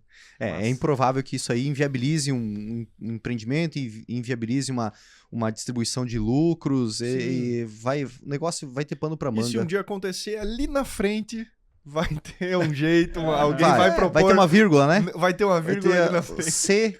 Mas, no entanto, entretanto... Sempre tem uma exceção, sempre tem um parágrafo único, ressalva-se, parará. Sim, né? E assim, o Brasil ele já teve tributação de lucros. Né? É importante lembrar isso. Às vezes a galera é mais nova, não lembra disso, não conhece, enfim. O lucro é isento de 96 para cá. Antes disso, a gente teve período de tributação. Né? E assim, as empresas existiam, as operações aconteciam. Era viável ter empresa? Né? Claro que lucro isento é melhor. Claro que é. Sim. E eu acho pouco provável que quem também vive de lucro e dividendo por lá vá querer pagar esse preço Cheiro junto. no pé. Né? Sabe? Mas ainda que aconteça, vai ser viável e dentro do cenário, independente se ele for melhor ou pior, sempre vai ter um planejamento para otimizar o que a gente precisa fazer. Acho que esse que é o ponto, sabe? O José Ortega y Gasset, que é um filósofo espanhol, ele fala, né? Eu sou eu e as minhas circunstâncias. Né? Se eu não salvo elas... exatamente. Se eu não salvo a elas, eu não salvo a mim. Ou seja, cara, eu tenho que estar instalado na realidade. O que eu tenho? Eu tenho uma legislação vigente que tributa lucro. Tá, então essa é a minha circunstância. Eu tenho que abraçar isso, tá, beleza. Se é isso que tá valendo agora, vamos encontrar um caminho que seja o melhor possível dentro disso. Choramingar não vai adiantar. Né? Hoje é tributado? Não, não é. Acho que vai ser tributado? Acho que não. Mas e se for, a gente vai encontrar o melhor caminho possível. Com certeza. Sempre isso. Com certeza. Bom, tivemos aqui uma aula e uma aula também de futurologia com o pai Caio, né? Jogar os búzios aqui.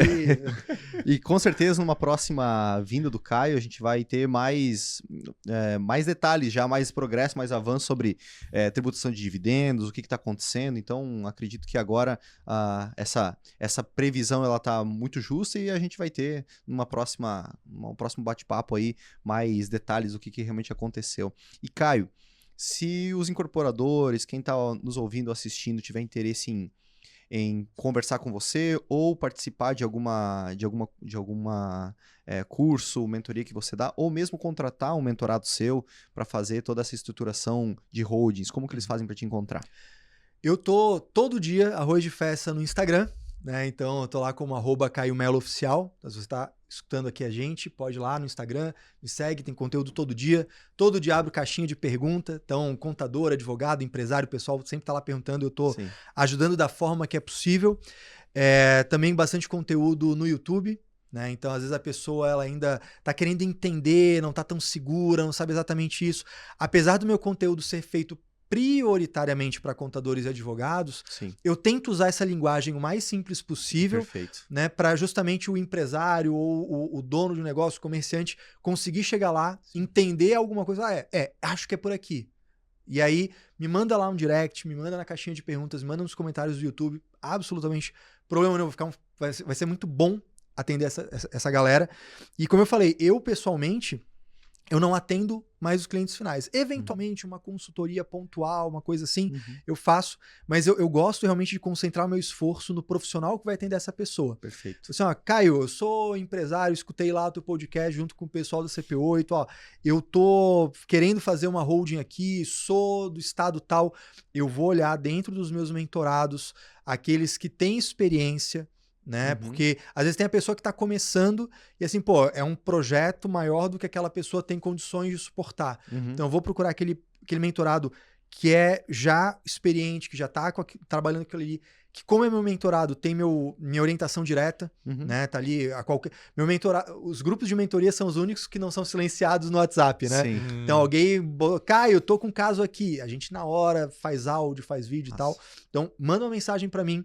Eu vou te encaminhar de forma personalizada, fala com essas pessoas aqui, elas vão te atender bem, tem contador, tem advogado, é aquela história. Se eu não tiver alguém diretamente para indicar, eu vou buscar algum parceiro de confiança, alguém que eu faria o serviço com essa pessoa. Esse é o meu compromisso. Perfeito. Bom demais. Maravilha. Caio, muito obrigado pela tua presença. Foi uma honra ter você aqui, te conhecer pessoalmente e ouvir todo esse teu conhecimento. Tenho certeza aí que a galera deve ter gostado bastante. Se você gostou, compartilha esse conteúdo com outro incorporador, com outro investidor do mercado imobiliário, ou mesmo com quem aí da família ainda não constituiu uma holding, né? Não necessariamente totalmente sobre incorporação, mas como uma holding patrimonial mesmo para proteção da sua família. Tenho certeza que esse conteúdo ele vai esclarecer muitas coisas que talvez o profissional que você tenha contato no dia a dia tenha dificuldades de falar no português brasileiro, né? Da forma mais simples, sem contabilidade, muito complexa, né? E também agradecer os nossos groselheiros aqui. Groselheiros, ó. Botando pilha, né? O nome ficou bom. Maravilha. Não, espero que não pegue. Já vai ficar embaixo já do nome ali na hora que aparecer na tela. Host Léo, groselheiro. Caio, Léo Ribeiro e groselheiros. Bom demais. Obrigado, Matheus. Obrigado, Gabriel. Léo, obrigado, Caio. Valeu. Valeu, pessoal. Valeu, Valeu, galera.